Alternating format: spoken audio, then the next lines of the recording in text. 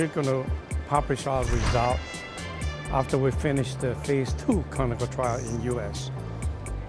We're going to have government support to help the veterans who suffer spinal cord injury from the war, from Iraq.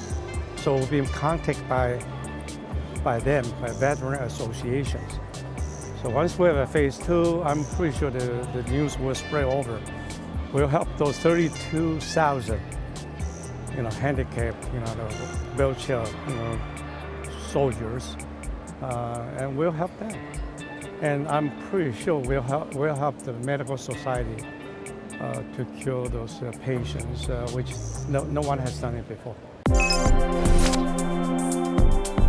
Working in Rakuten Medical, I felt that all the employees are very passionate about their mission to conquer cancer, and the corporate culture itself also reflects upon this solidarity as a team to make the patient's life better.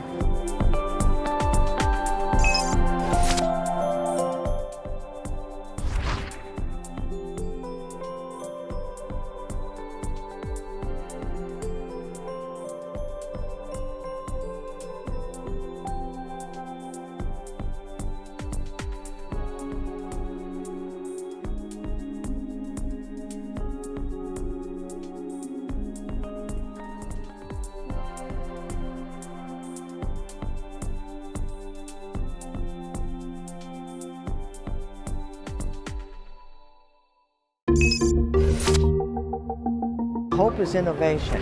So we are, I pin a lot on innovation over the years. It helps me get through many rough spots, thinking, well, in the future there may be a better treatment. Because the treatments for autoimmune disease, really for many autoimmune diseases have not changed in over 60 years.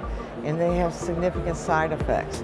So the hope for the future is that there is a treatment that will, if it doesn't cure me, would control my illness better with less side effects. And that's a hope that all patients have.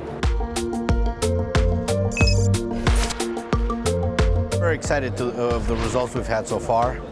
We've developed this new technology for the treatment of stroke, and we've had some very enthusiastic early results. NIH, I think, appreciates our advances, and we're looking forward to completing our clinical trials and really launching a product that could really make a difference in the treatment of stroke.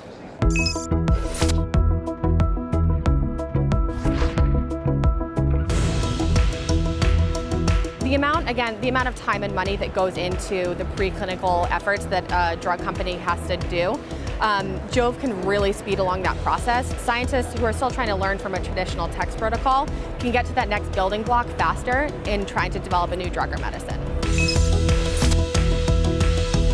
SDRI was first developed the pluripotent stem cells without side effect. That is the world's first one, and also we can use allogenic source and autologous source because we use mesenchymal stem cell to induce pluripotency only using natural compound. We don't have any artificial manipulation. NEPS, which is called NEPS, newly elicited pluripotent stem cell, will be overcome to incurable disease for incurable disease treatment.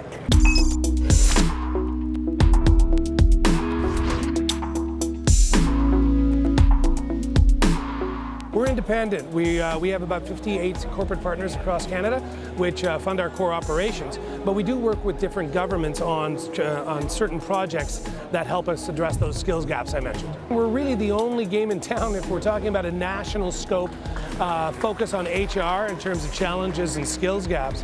For example, we have a unique program, which is our student work placement program, which is a national co-op wage subsidy program. Last year, we funded and created almost 500 co-ops across Canada through this program. There's no other organization in Canada that does something like that. That's what Deep Lens is doing. We're helping pathologists, we're helping care teams, we're helping the whole community that is trying to care for that patient get a better, more informed diagnosis so they can get on the treatments that are going to help save their lives. Here in Philadelphia, we are at the epicenter of cell and gene therapy. The cell and gene therapy science and that innovation really started in the world. It started here in Pennsylvania, at the University of Pennsylvania, about 20 years ago. And over the last 2 decades, it has evolved, emerged. We are home to the first FDA-approved gene therapy, the first FDA-approved cell therapy, and that all started right here in Philadelphia. We actually refer to this region as Silicon Valley because of the cell and gene expertise that exists here.